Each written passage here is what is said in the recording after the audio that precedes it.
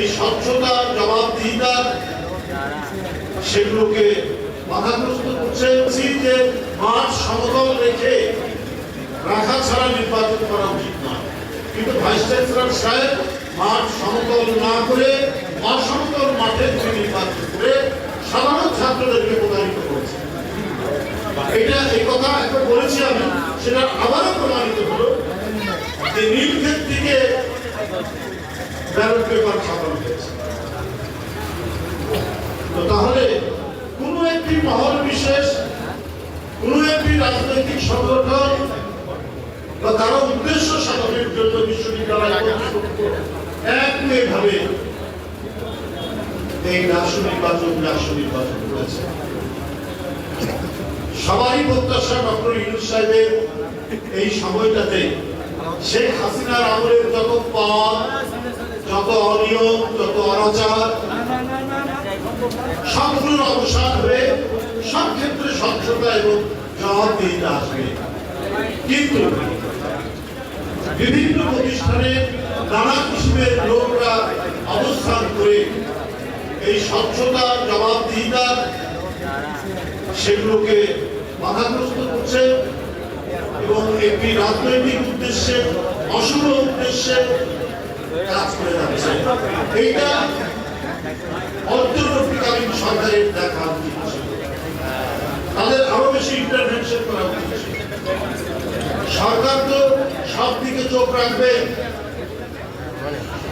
অন্তর্বর্তীকালীন সরকার তো কোথাও আলাদা বিভিন্ন প্রতিষ্ঠানকে আলাদা আলাদা একেবারে স্বাধীন দেশ করে দেয়।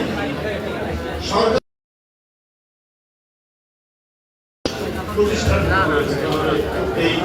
এই সমস্ত অনিয়মের কথা এই প্রক্রিয়া যদি চলতে থাকে, আগামী জাতীয় নির্বাচন অত্যন্ত ঝুঁকিপূর্ণ হয়ে যাবে।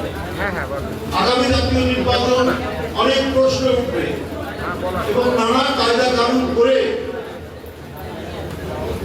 উদ্দেশ্যে প্রণোদিত ভাবে কোন ফলাফল করা হবে কিনা এই নিয়ে জনমনের প্রশ্ন দেখা দিয়েছে।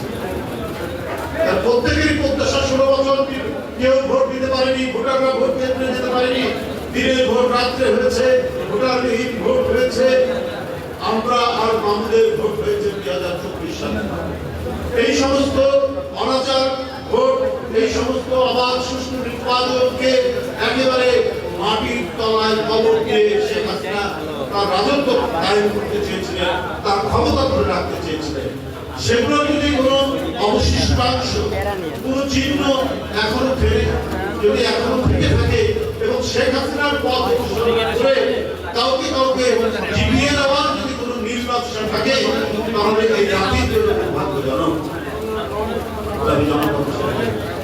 আমি উপস্থিত এখানে যারা রয়েছেন সবাইকে ধন্যবাদ জানাচ্ছি।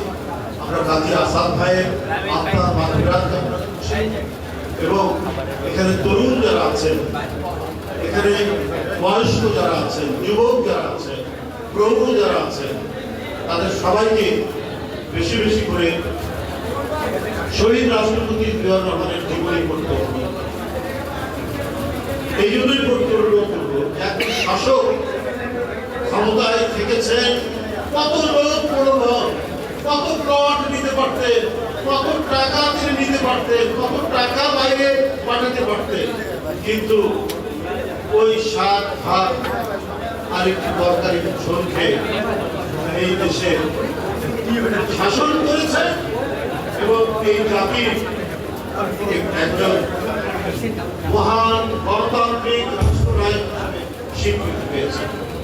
তারই পথ ধরে দেশ বেগম খালেদা জিয়া দেশ শাসন করেছেন সততার সাথে, নিষ্ঠার সাথে, গণতন্ত্রের চর্চার এক মহান দৃষ্টান্ত দেখে গণতন্ত্র ফেরানোর জন্য এক অকুতোভয় সাহস নিয়ে বিএনপির ভারপ্রাপ্ত চেয়ারম্যান আজও কাজ করে যাচ্ছে এবং আমাদেরকে দৃষ্টান্ত নিয়ে পথ চলতে হবে। কাজী আসাদদের মতো মহত্তম, নির্লোভ, নির্ভীক, সৎ মানুষের দৃষ্টান্ত অনুসরণ করে কাজ করতে হবে। ধন্যবাদ।